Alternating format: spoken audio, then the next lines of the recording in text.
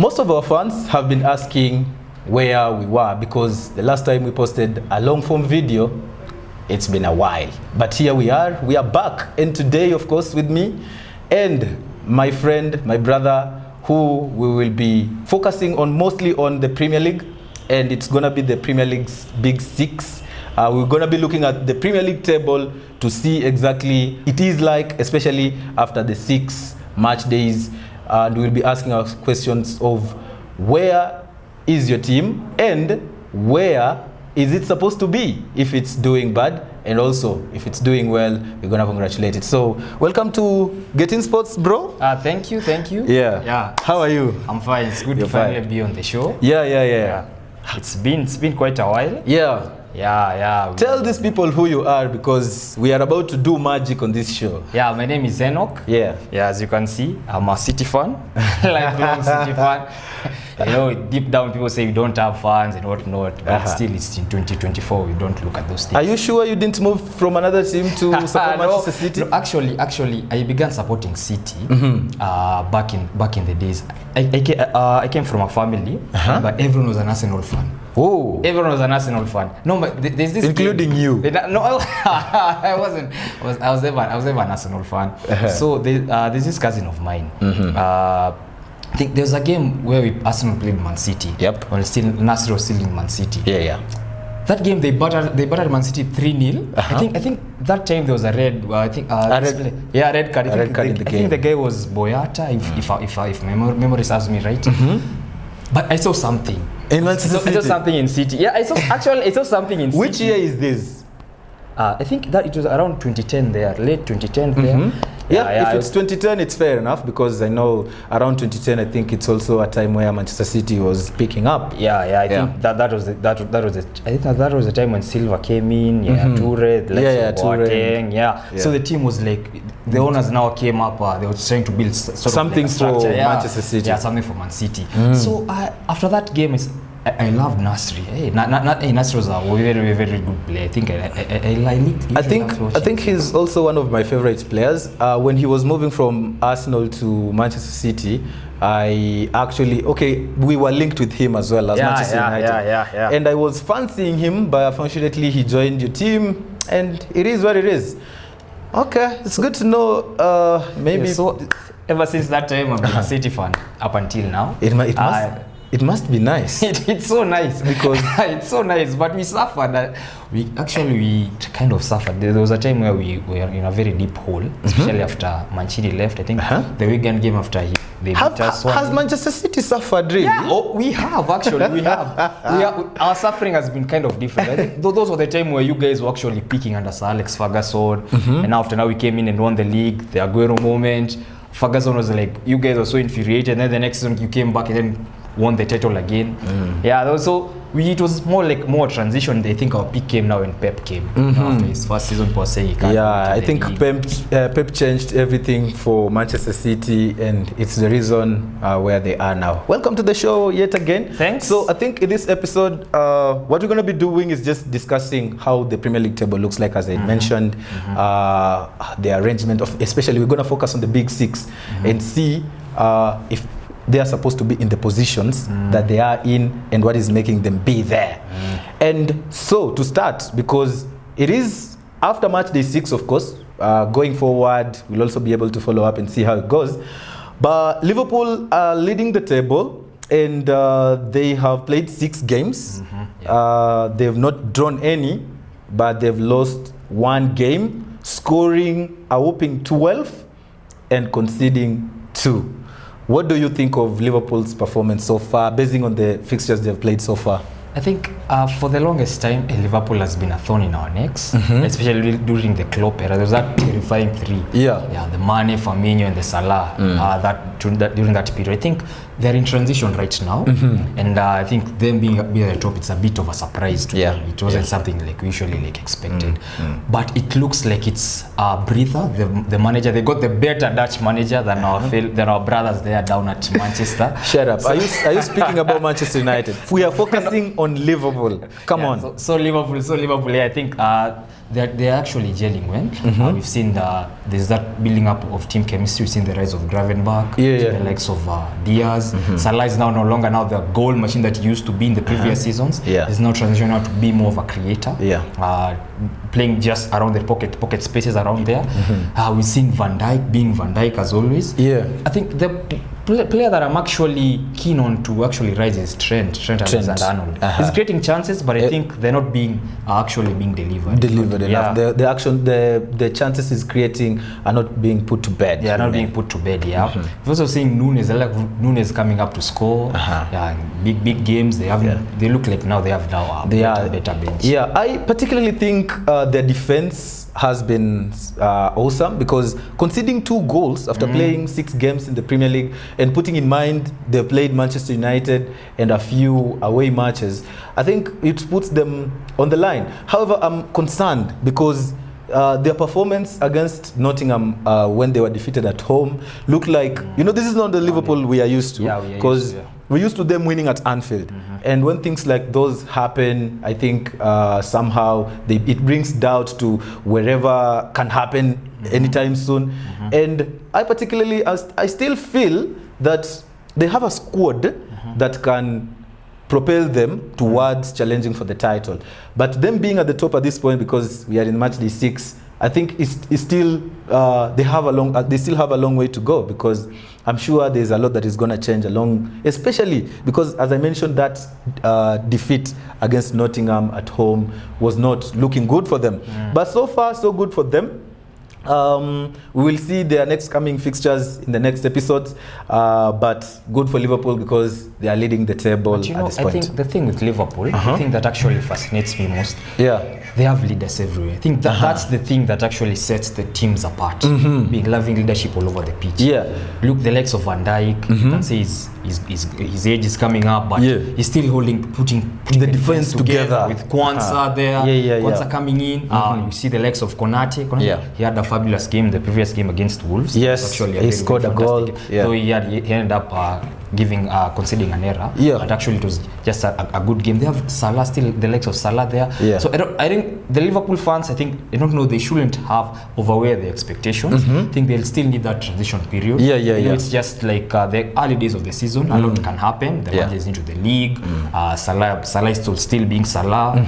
Though people are saying like Salah hasn't goals, but Salah is Salah. Salah is always be Salah. He will come up big for he always comes up big. He's a big game player. And the Liverpool fans should be excited, because if he's not scoring and yet they are winning, they are top of the table, then it's something amazing for them. He's still creating. He's still creating a lot of chances for them. We'll see the likes of Jota coming up. They're doing some rotation there with Nunes there. We've seen Diaz, who's having actually insane season actually up until now. Nice. Let's talk about their new incoming signing, who's Chiesa. I think he was the only signing. Do you think he's gonna have an impact on this team going and propelling for the title? We've seen Chiesa. Chiesa is actually a very very modest player, very good. Actually, I was amazed. I don't know why Juventus let him go. But I think such like happens when the new manager comes in. Maybe you don't fit in the squad, but he's actually a good backup option. He's actually someone who can come up from the bench. I saw his cameo. I think in the Carabao Cup. Carabao Cup game. And he scored. And he scored actually. So it's actually somewhat good.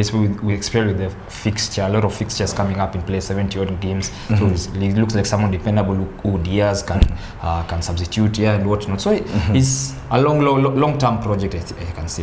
Last question for Liverpool, and I just need a yes or no. Are they title contenders? No, I wouldn't say no. I'll say no. No. All right, that is about Liverpool, and we'll be looking forward to see how they'll be able to perform in the next coming fixtures. But then on the list, as number 2, we have, of course, on the Premier League table, we have Manchester City. And Manchester City have played 6 games. They've 14 points, one just below Liverpool.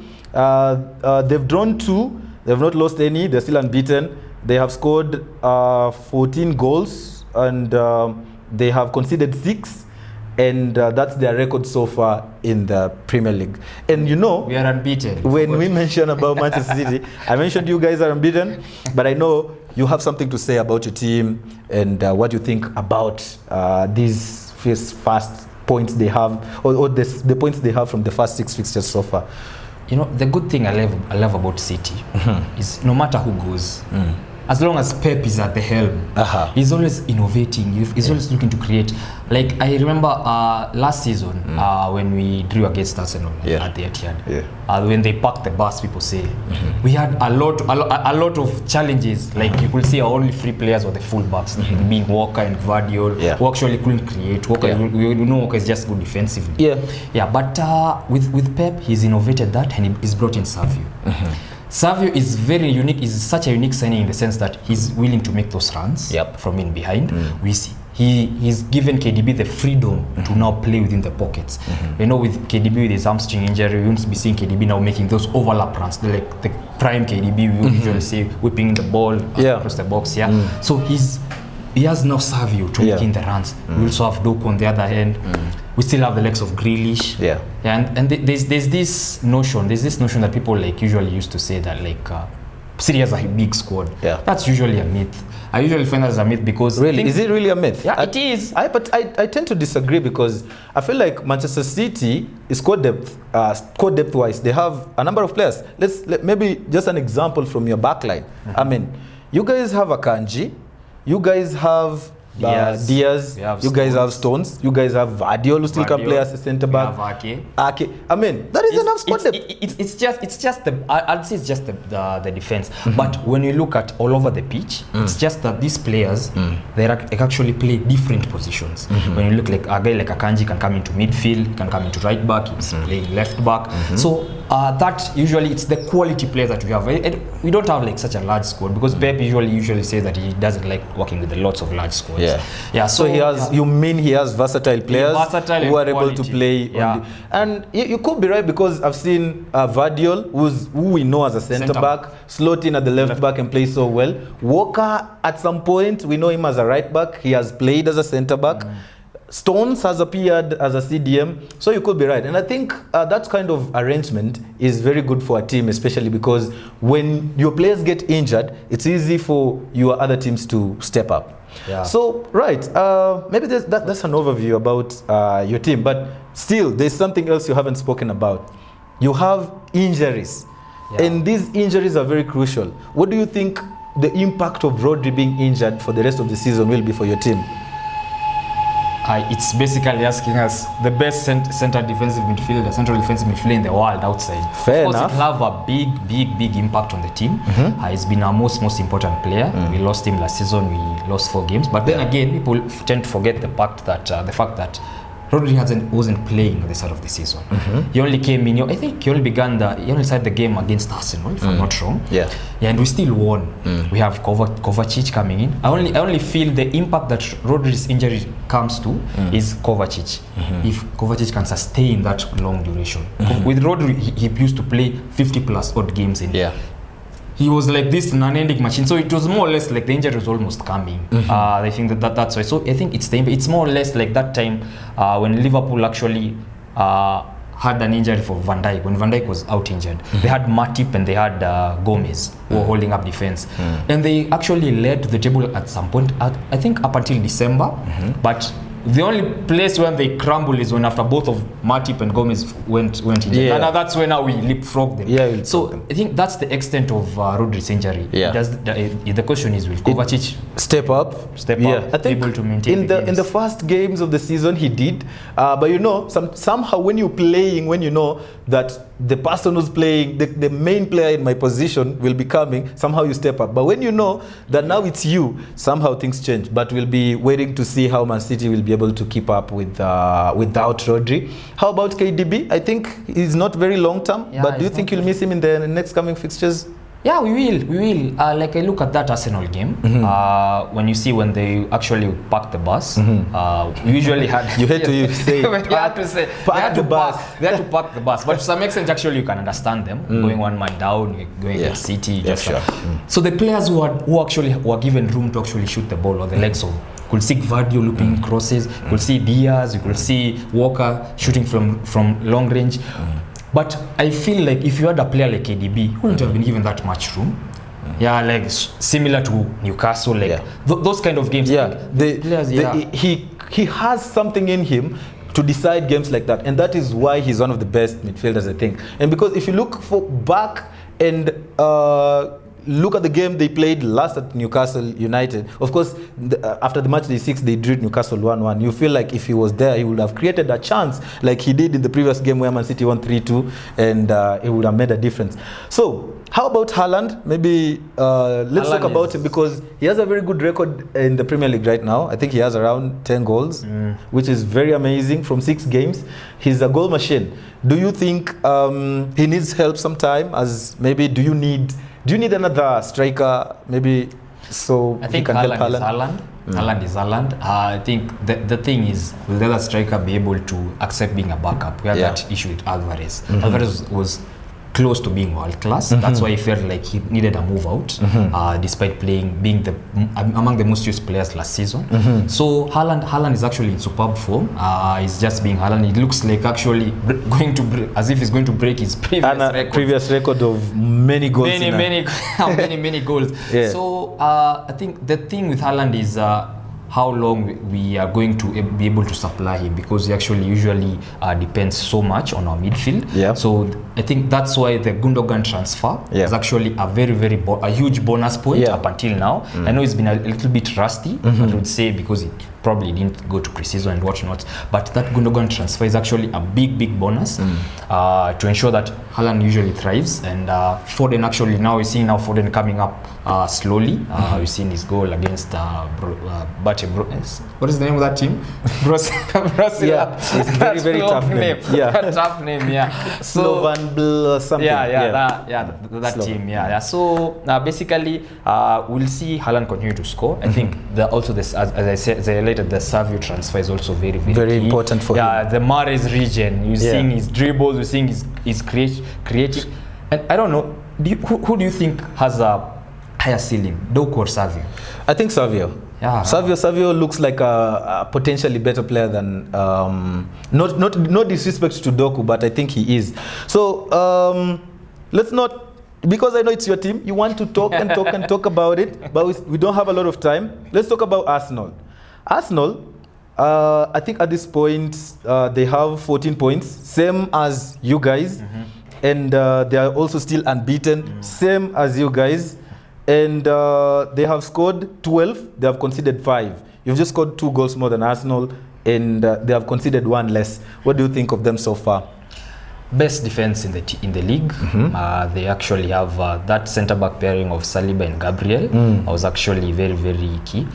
I think for them, there's this famous quote that Ferguson used to say. Defense wins you titles, right? So I know it's Arsenal, being Arsenal. So the only factor with them is only because of Pep. I think Pep is the only one limiting them from actually getting that crown. So unfortunately for Arsenal fans, and as a City fan, I have to say that they're actually a very decent team. I think their issue is going forward. They're not creating enough chances, especially with Odegaard being out. Odegaard operating within the pockets. I usually term Odegaard as one of the best pocket players in the league. He's usually manipulate the pockets very well. And the Saka, Saka is there. Saka creating. They're also very good at set pieces. Saka is very good at assisting and whatnot. We can actually go and on, but I feel their left wing is kind of dead. With Martinelli, I think he's really he's been stepping up in the last few games. I saw a stat that he hasn't scored in 17 or consecutive games. But he scored in the last one. So good for him. Good for him. But I know they also have legs of Havertz. Havertz who actually looks like a different player than he was at Chelsea. They really have to work on their attacking going forward. They're attacking now. And Mikel is the right person. I personally think last season, their model of attacking was more than the model of defending. But this season, I think from the famous quote, defense wins you titles, I think they're trying to defend more.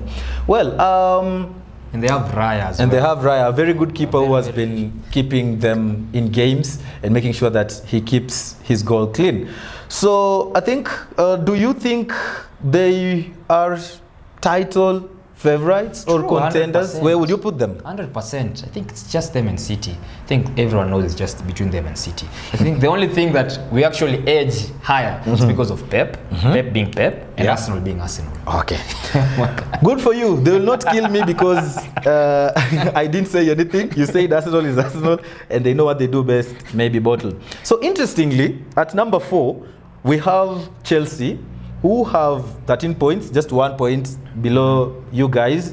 And they've lost only 1 game, they've drawn 1, they won 4. They've scored the most goals in the Premier League this season so far, and they also have 7 games. What do you think of Chelsea's performance so far, putting in mind they have a new manager and things like that?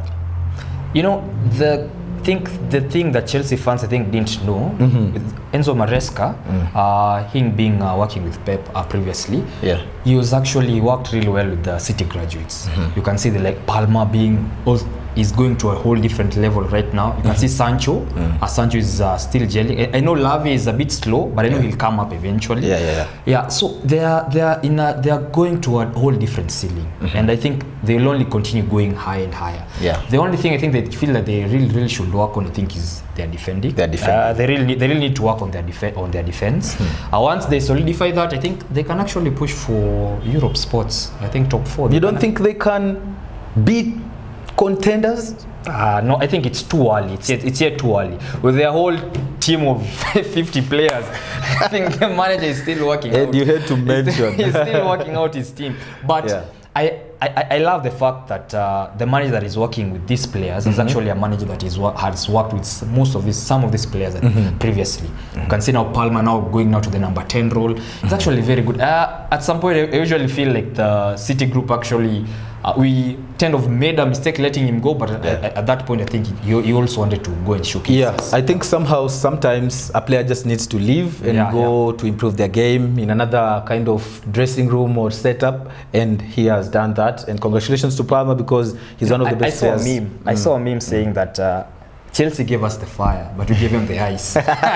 Sure. I think it makes sense. So interestingly, below Chelsea we have Aston Villa. In a nutshell, how would you summarize Aston Villa's dominance, especially?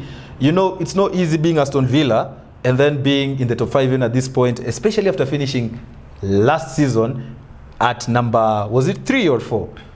How do you summarize their first 6 games so far, being in top 5, and their performance so far? Because as much as I know, I think the last game they drew 2-2, but they're still in top 5. I think with Villa, I don't know why they let go of Douglas Luiz. He was a very, very key player. He was that deep lying playmaker for the team.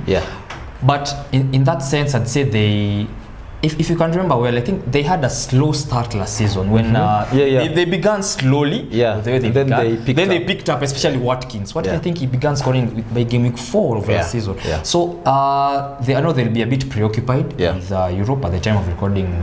They are playing Bayern this evening, so they'll be a bit preoccupied with Europe, stretching their players a bit. So it will be very, very interesting to see which position that they will finish at the end of the season, or rather by December, depending on their allegiances to Europe, the UEFA Champions League, and also the many odd games, because it will really, really prove a test to Unai Emery and his team to see if they actually can sustain that. But you think so far so good for them being in the position they are? Yeah, actually, it's a big achievement, and we also seen the emergence of Rodgers, another CFG graduate. He's actually linking up well with Watkins up front in the number 10 role. So it's a matter of when and how they are going to adjust to the programs. I particularly think they are in a good position now. They will keep pushing, because you mentioned they lost Douglas Luiz to Juventus, but I think Luiz wanted to leave, and now they had to replace him. They replaced him with Onana. Amadou has done a great job for Aston Villa, and that's what is keeping them at that spot. Well, we have Tottenham at number 8, and they have 10 points. They have won 3, drawn 1, lost 2. What do you think of Ange's men so far, in a nutshell, as we wind up? Ange's men, I saw something. He said in a particular press conference that usually wins titles in the second season. So it's something to see, especially this Tottenham team. But they're still they're gauging. They've gotten new signings with the likes of Solanke up front, who had a spectacular season with Bournemouth. Yeah. So it's a matter of how best will gel in the team. Son is still there. I'm also keen on Maddison. If Maddison, they'll keep Maddison long enough. Last season he was balled up with lots of injuries between the campaign. So it's a matter of how best they're going to maintain their key players. But they also, I usually love their defenses. I know they usually defend with the high line and they get to consider a lot. But they usually look so compact with Van de Ven and Romero at the back. You have that Romero looking like vintage Barclays rough defender. Player, And now we have the quickness and sharpness of Van de Ven. More like that modern type of center back. Also the likes of Pedro Porro, who actually invert and continue to create chances.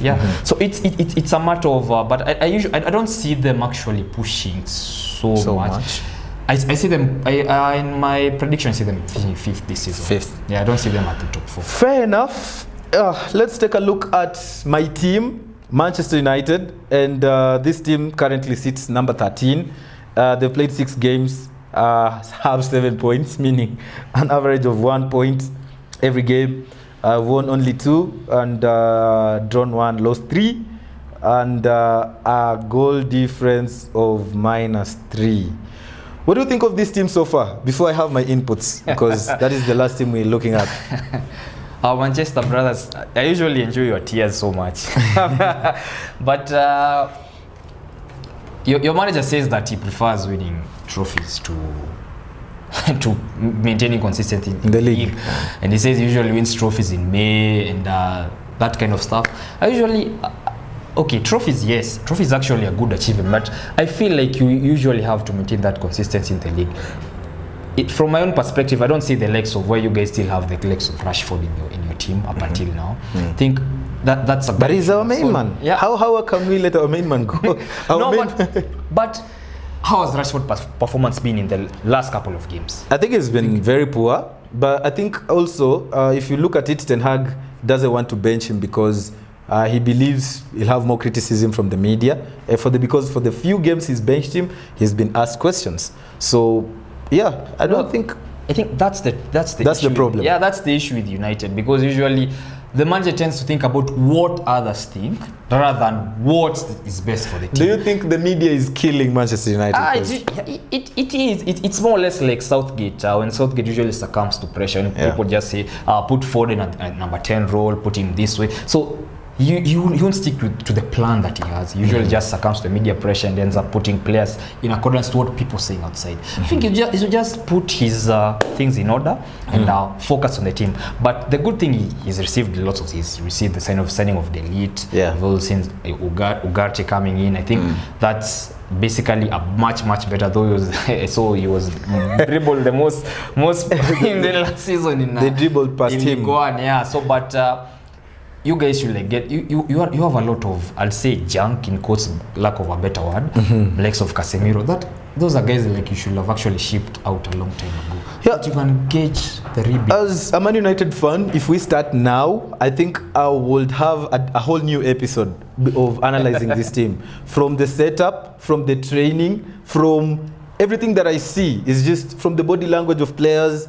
It just seems like there's a very big problem in our dressing room, which should be addressed. And the only person who can do that is who? The manager. And that's why every pressure comes to him, because at this point in game, having a negative goal difference coming from a season where we didn't even have any goals to show for it as goal difference shows that we're still going backwards. And we expected more because we have signed players who should play his style.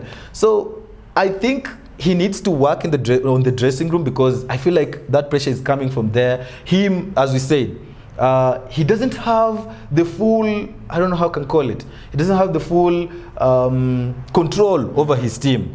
I mean, Bruno has played so poorly this season, but still, he keeps him in all the games from the first to 90th minute, and it's just like terrifying to see, because I mean, there are players somehow on the bench who can even probably do better. And as I said, if we start skinning Manchester United right now, we will skin it until tomorrow. It's usually a whole episode. Yeah, maybe, last thing on Manchester United, where do you think they could finish this season as of now, as it stands, with their performances? They'll have a very insane season if they finish 6th. actually, you guys will have gone actually overboard. Actually finish 6th. I think we should finish there because, yeah, it is your opinion, and I kind of think you could be right, but who knows? Because sometimes things change. Sometimes managers finds ways to beat the pressure and come up on the top. So, for Manchester United fans out there, I really don't know Where do you think they'll finish? Where do you think you guys will finish this? I'm still hopeful because it's very early. If we get a good run, we will finish in the top 5. That's what I'm thinking. You feel like you will stretch in the top 5. Yeah. But I think you guys, I see you guys finishing 6th because I think with all the number of cup games, we have the EFL Cup, the FA Cup. You guys are still in the Europa League. Yep. Yeah. So we are. So you guys, I think if Ten Hag I think he'll want to salvage this season by focusing on either of those cup competitions. Yeah, he should win more so the Europa League. But I think right now we are getting impatient because we want to see the results in the. But the board is backing him. Of course, that's what we are saying. So if he's gonna focus on the cups rather than win trophies, I don't think I want that, because I have been a Manchester United fan back since when we were winning great things, and when I see people celebrating us winning the FA Cup, it's just unbelievable. Well, we're gonna be coming back again with another episode, trying to look and see how the Premier League will look like after a number of match days have been played. As of now, we are focusing probably on the international break after match day 7. That is it from us. So remember, we're gonna be bringing more episodes. Remember to drop comments and let us know the exact content that you need for us to bring for you, because we are here to bring you everything that you need. So that is it from us. My name is Brian. My name is Enoch. And this is Getting Sports. Thank you for tuning in until this point, and cheers. You are the real OG. Peace.